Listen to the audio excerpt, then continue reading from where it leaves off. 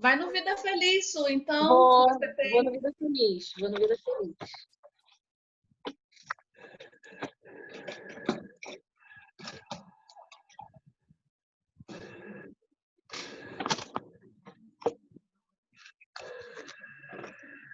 Há um sol brilhando dentro de ti. É a presença do Cristo e a presença do Cristo no teu coração. Não lhe empenes a claridade com as nuvens do mau humor, da revolta, da insatisfação. A luz que vem do exterior clareia, mas projeta sombra, quando enfrenta qualquer obstáculo.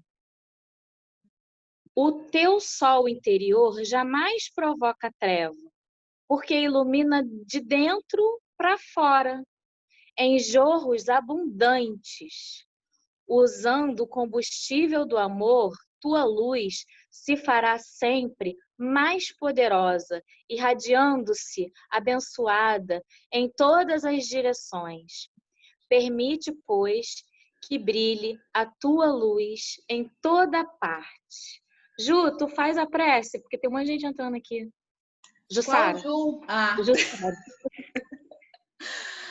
Vamos fechar os nossos olhos, vamos orar, vamos falar com Deus, com todo esse plano espiritual que nos acolhe todo dia. Senhor Jesus, gratos estamos, Mestre Divino, por mais esta oportunidade que ganhamos, Senhor, de estarmos reunidos em Teu nome. Que nós possamos nessa noite, Senhor, aproveitar ao máximo dos ensinamentos. Que Tu possas, Senhor Jesus, abençoar todas as pessoas que estão presentes nesse culto e todas aquelas que não puderam estar presentes hoje com a gente. Enfim, toda a humanidade, Mestre Divino. Que o Teu amor possa chegar até as pessoas que necessitam de Ti. Que nós possamos estar unidos em pensamento e para recebermos as intuições e as inspirações dessa noite, Senhor. Nos envolva com o Teu amor, hoje e sempre. Graças a Deus. Graças a Deus. Graças a Deus. Que mensagem linda do Vida Feliz, né? Que tudo lindo. Era para ser hoje o Vida Feliz. Eu demorei a entrar.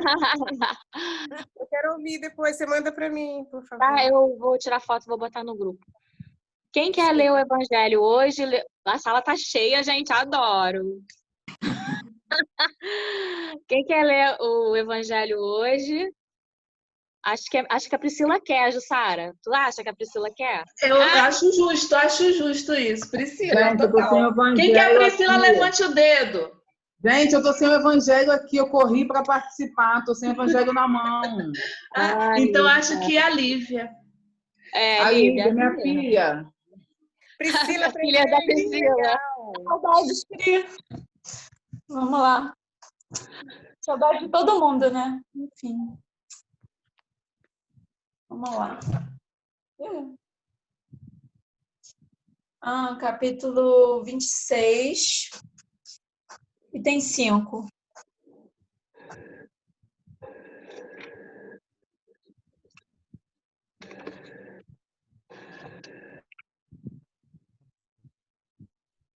Mercadores expulsos do templo? Isso. Vamos lá. Eles vieram em seguida a Jerusalém, e Jesus, tendo entrado no templo, começou por expulsar aqueles que aí vendiam e compravam. Derrubou as mesas dos cambistas e os assentos dos que vendiam pombos. Não permitiu que ninguém transportasse nenhum utensílio pelo templo. Ele os instruiu também, dizendo-lhes: não está escrito, minha casa será chamada casa de orações por todas as nações? Todavia, fizestes dela um covil de ladrões. E os príncipes dos sacerdotes, tendo ouvido, procuravam um meio de fazê-lo perder-se, porque eles o temiam, visto que todo o povo estava arrebatado em admiração por sua doutrina. Mateus, capítulo 11, do versículo 15 a 18, Marcos, capítulo 11, de 15 a 18, e Mateus 21, do 12 a 13. Jesus expulsou os vendilhões do templo, condenando assim o tráfico de coisas santas sob qualquer forma que seja. Deus não vende nem sua bênção, nem seu perdão, nem a entrada do reino dos céus. O homem, pois, não tem o direito de as fazer pagar. Essa parte é pequenininha, né? Bom, essa passagem é até uma das que mais, assim, eu ainda quero parar com calma, né, para estudar ela, né, mais assim, parar e prestar mais atenção nela para ver como a gente pode, né,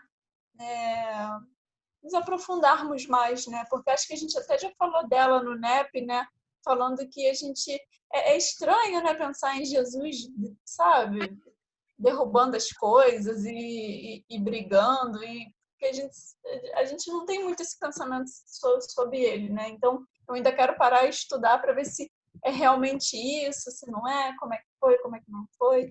Mas, enfim, a passagem em si, pelo menos esse item 6 que a gente leu, né, que foi mais ou menos uma explicação, ele me fez entender assim, não pagar para entrar, né, no reino dos céus, né? E me fez pensar que antigamente a gente ainda tinha essa cultura, vamos assim dizer, né? Eu acredito que até hoje algumas pessoas ainda têm um pouco essa cultura de antigamente, né, a Igreja Católica, ela pregava de que você tinha, né, que doar seus bens para ela, tinha, né, acho que uma mensalidade, algo do tipo, para você construir sua casa no reino dos céus, né? Mais ou menos assim. E eles levantavam essa bandeira, né? Eles colocavam o material acima do espiritual, desde aquela época, né? Como eu falei, com a Igreja Católica e tudo, de você iria se eximir dos seus pecados, venda de indulgência. Você iria se eximir dos seus pecados se você desse tal quantia. E antigamente o povo já era mais ignorante. Então, se você é uma pessoa rica e tal, e você sabe que você vai conseguir a salvação, vamos assim dizer, dando dinheiro, é óbvio que ele daria. Tipo, não, vou garantir meu cantinho no céu, né? E a gente sabe que a palavra de Cristo é principalmente contra isso, né?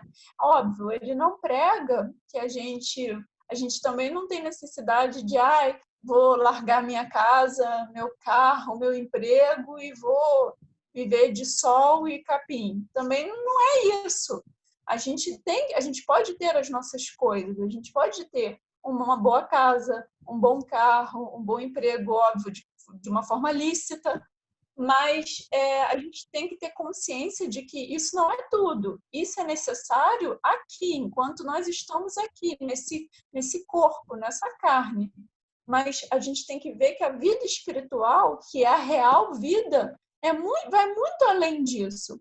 A gente pode ter aqui coisas boas? Claro que pode. Jesus nunca condenou isso. A gente pode sim ter coisas boas, mas sempre tendo a consciência de ter o necessário para você, não em detrimento dos outros, e com a seriedade, né, e a sabedoria de ter consciência de que quando a gente vier a desencarnar, a gente não leva nada disso, a gente não leva nem o nosso nome, não levamos absolutamente nada, entendeu? Então, a gente tem que ter consciência disso. E consciência também que eu estou fazendo estudo aqui em casa mesmo, sozinha, né, do Céu e Inferno, né?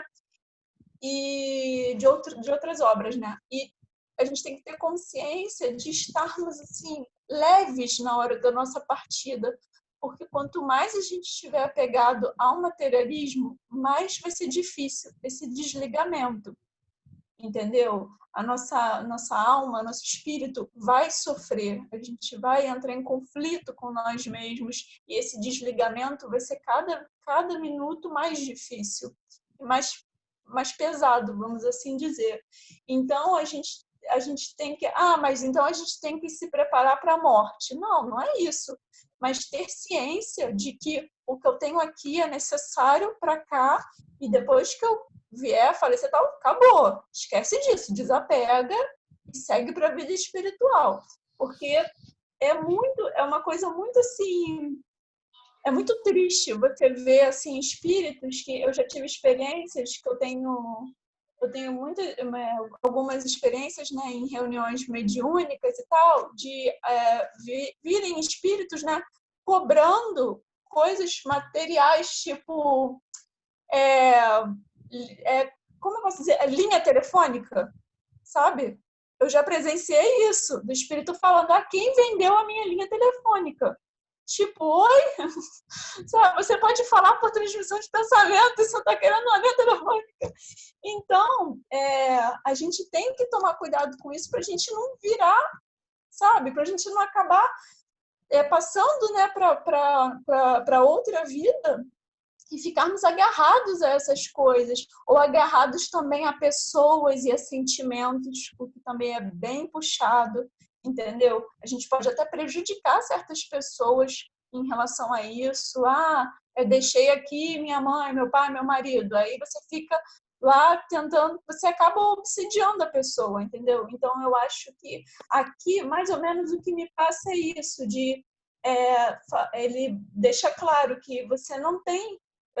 aí ele fala: Deus não vende nem sua bênção, nem seu perdão, nem a entrada no reino dos céus. O homem, pois, não tem o direito de as fazer pagar. Então, acho que ele quis refletir muito sobre isso, sobre materialismo, entendeu? A gente tem que sempre estar atentos, porque eu já pensei muito sobre isso, e eu penso assim, poxa, às vezes a gente tem... porque normalmente o nosso discurso, né, é o contrário. Eu não sou materialista. Não, se eu morrer hoje, tá tranquilo e tal. Será? Entendeu? Será que você não vai ficar preso a uma pessoa, a um sentimento, ou uma coisa que você gosta muito? Sabe? Às vezes eu paro para refletir nisso e eu realmente não sei. Eu acho que a gente teria que estar lá na hora para, entendeu? Para ver qual sentimento vai aflorar mais na gente, né? Então, por isso que a doutrina está aí, para abrir, né, os nossos olhos e fazer a gente enxergar que está aqui é passageiro. A gente não deve menosprezar, mas também devemos dar a atenção necessária. E é isso, entendeu? E ter consciência de que a vida verdadeira é a espiritual. Quem gostaria de complementar? Moniquita levantou o dedinho e o Sara está batendo palma. Essa passagem aqui, né, Mercado do Templo, sempre como a Lívia falou, né, sempre deixa a gente, né, eu acho até que eu já comentei isso aqui uma vez, até coloquei uma live do Haroldo falando dessa passagem, assim, são 2 lives, na verdade, que ele usa para falar sobre essa passagem, porque sempre também me causava estranheza, né, como assim Jesus tendo um ataque de ira, né, expulsando, porque é a impressão que a gente tem. E o meu sempre falava assim: se até Jesus pode ficar irritado, por que eu não posso? Mas pera lá, gente, isso não casa com a personalidade, né, de Jesus, com toda a história dele. Então, essa passagem sempre me causava uma estranheza e eu entendia assim, que eu não entendia a passagem, não que era aquilo. Porque, assim, a gente sabe que nessa época tudo era feito de uma forma muito simbólica, né? Nada era pé da letra. Se a gente leva o pé da letra, a gente acaba não entendendo nada, e aquilo também que você joga a banana fora e coloca, né? E aí, nessa live, ele assistiu gente que eu falo, eu recomendo muito ver, principalmente quem tem essa estranheza toda com essa passagem. Ele fala, Jesus, na época, né, tudo era feito com ação simbólica. Isso vem desde o Antigo Testamento. E que, nesse caso, ele faz uma pantomima. O que é isso? É uma encenação mímica, que era também usada na época. Então, o templo, ele era isso. A parte ali que tinha os mercadores não era uma ruinha, era tipo um Saara, né? O templo, assim, na parte que tinha essas questões de vendas, tinha muita, tipo, sei lá, umas 2.000 vendas, né, de banqueiros, né, porque ali faziam troca de moedas e coisa e tal. E o que acontece? Ele não foi lá e derrubou todas. Ele foi lá e derrubou algumas, porque mesmo se ele fosse lá e derrubasse todas, ele ia ter com a justiça ali local dos romanos, né? Porque ele estava fazendo, entre aspas, baderna. Então, foi lá e derrubou algumas numa ação simbólica, numa encenação mímica, que era o recado que ele queria dar. Ali não era o lugar daquilo. Estavam utilizando aquele templo que era para ser um local de oração, né, de adoração, de religião, usando para outros fins. Então, o que ele faz ali nessa passagem, não é que ele teve um ataque de ira, ele teve um piti, não.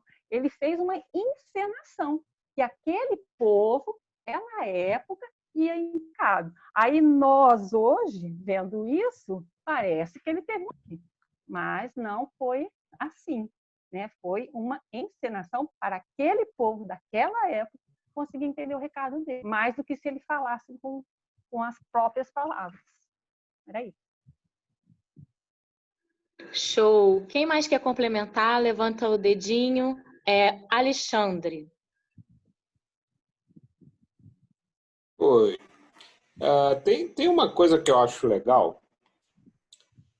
Às vezes eu sou meio polêmico nas minhas declarações, isso é natural, né? Mas eu não vejo problema nenhum em Jesus virar as coisas, né? Então, assim, eu acho que a gente tem muito o ocidental, ele tem muita questão do milindre nas coisas deles, né? A Ju faz yoga, né, Ju? Jussara, né? Faz yoga. E você vê, por exemplo, os mestres orientais, eles não são carinhosos. Eles não são... Quando você vai fazer alguma coisa, eles são muito duros na disciplina. E você ser duro na disciplina não quer dizer que você seja mau, não quer dizer que você está em desalinho com o que Jesus prega, né? Então, eu gosto muito dessa passagem porque Jesus mesmo fala, né, que aquela passagem que ele fala sobre o morno, seja frio, seja quente, mas o morno não dá para ser, entendeu? Então, o posicionamento, às vezes, é necessário. E o posicionamento ele vai contradizer, porque às vezes você tem que se postar, entendeu? O pai, a mãe, ou na convivência. Então, eu não vejo problema nenhum se Jesus, em algum momento, foi duro, sabe? Eu não acho que há contradição nisso, eu não acho que há nenhum posicionamento errado. É como o mestre de yoga. Hoje, inclusive, eu estava vendo um episódio que passou no Esporte Espetacular, que a Fernanda, aquela Fernanda grandona, que eu não sei quem é, foi para a Índia para fazer uma aula, a pior yoga que existe, né, que eles falam, a mais difícil, tal, e ela tem 6 níveis e ninguém nunca chegou no 6º. E aí ela foi para lá, ficou lá uma semana no primeiro nível para fazer o 2º. E a mestra falou, tá pronta não. Sabe, não está pronta não. E está tudo bem. Então, eu acho que isso é muito legal. A gente entender também que não há um desalinho entre a palavra e a atitude quando você precisa ser duro. Tem horas que você precisa dizer não, senão a bagunça se institui, né? E nem sempre você vai dizer não dizendo, meu querido, por favor, não puxe o gatilho. Sabe, até você completar a frase já puxaram. Entendeu? Então, às vezes, você tem que gritar. Não! E, sabe, trazer a realidade. Então, eu gosto de pensar nessa passagem por esse prisma, né?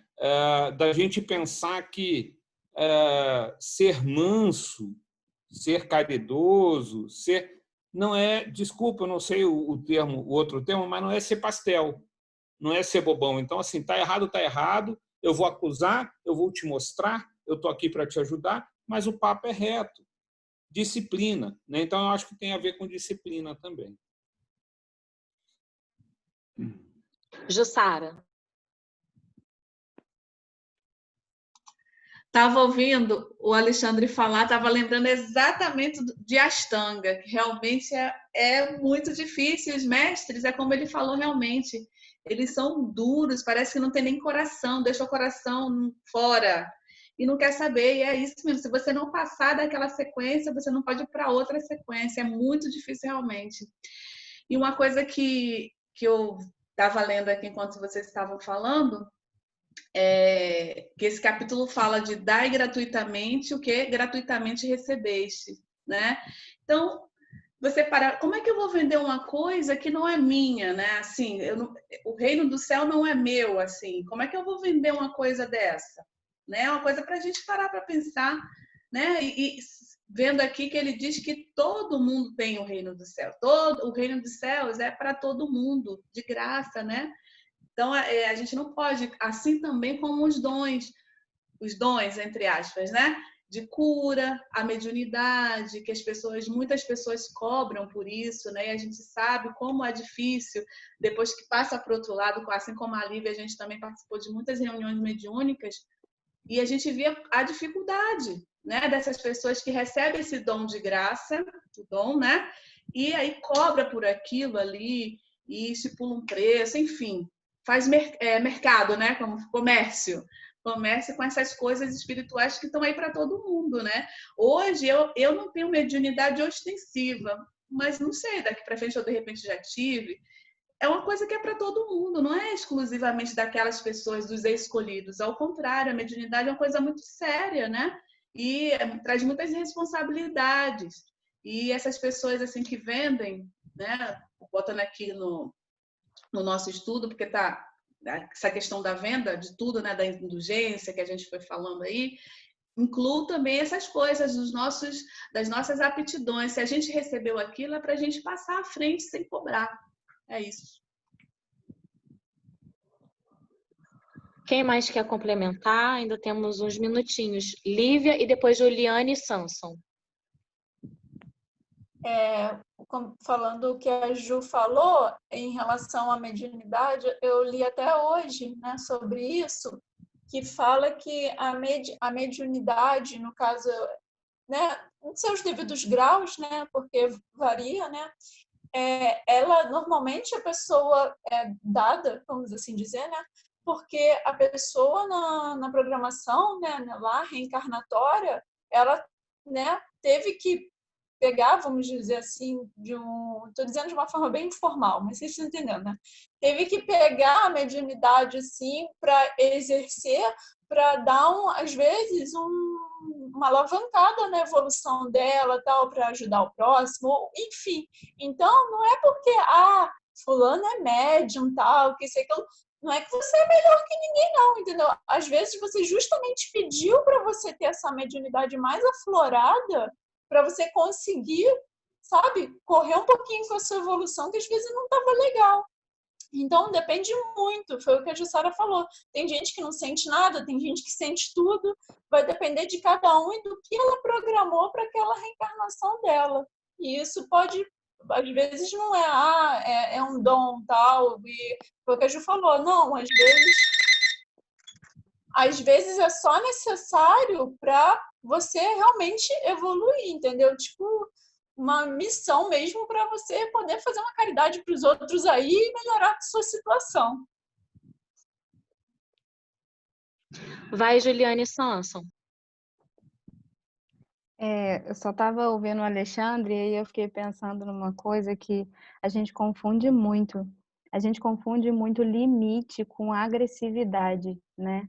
A gente, enquanto ocidental, e principalmente nós brasileiros, tem a parte positiva disso, porque nós somos um povo muito afetuoso. E isso é muito bom, porque afeto é muito bom. Mas, em contrapartida, a gente tem muita dificuldade com o limite. De tanto limite nosso, quanto limite com o outro, dar limites para o outro. E a gente confunde o limite com um toque agressivo, e não tem nada a ver. Tem nada a ver uma coisa com a outra. Limite, inclusive, é uma necessidade básica nossa que a gente tem que exercer. Criança que não recebe limite se torna um adulto muito infeliz. Ele faz pessoas infelizes e ele se torna um adulto infeliz porque não consegue colocar limite. E só uma outra coisa que eu também, quando eu li aqui a última frase, que me tocou muito nesse ponto, que falou assim: Deus não vende nem a sua bênção, nem seu perdão, nem a entrada no reino dos céus. O homem, pois, não tem o direito de as fazer pagar. Porque a gente faz muito isso também, eu acho, né? Eu me senti assim, me tocada nesse sentido. Os dons que a gente dá condicionado, não a cobrança necessariamente financeira, mas quantas vezes a gente não condiciona a bênção, o perdão ou a entrada. Então, assim, eu te abençoo se você rezar minha cartilha. Eu te perdoo se você pedir perdão e passar a se comportar da forma que eu desejo que você se comporte. E eu abro a porta, eu abro os meus braços para você chegar, se você prometer que vai ficar aqui do jeitinho que eu quero que você fique, né? Então, assim, eu pensei nisso. O quanto para a gente ainda é difícil abençoar, perdoar e abrir os braços quando as coisas não estão da forma que a gente quer, né? A gente só está disposto quando está exatamente encaixado no quadrado que a gente montou. E isso não deixa de ser uma bênção, um perdão condicionado. Não deixa de ser, uma certa forma, eu vejo assim como uma... Eu estou vendendo meu perdão, né? E isso não é legal. É isso. Maravilhoso, maravilhoso. Nós estamos já nos nossos momentos finais. Alguém quer falar alguma coisinha só para fechar? Ou já podemos fazer a prece? Vamos fazer a prece? Quem quer fazer a prece hoje, a prece final? Vou escolher, se ninguém levantar o dedo. Ninguém levantou o dedo, vou escolher. Silvia, você pode fazer?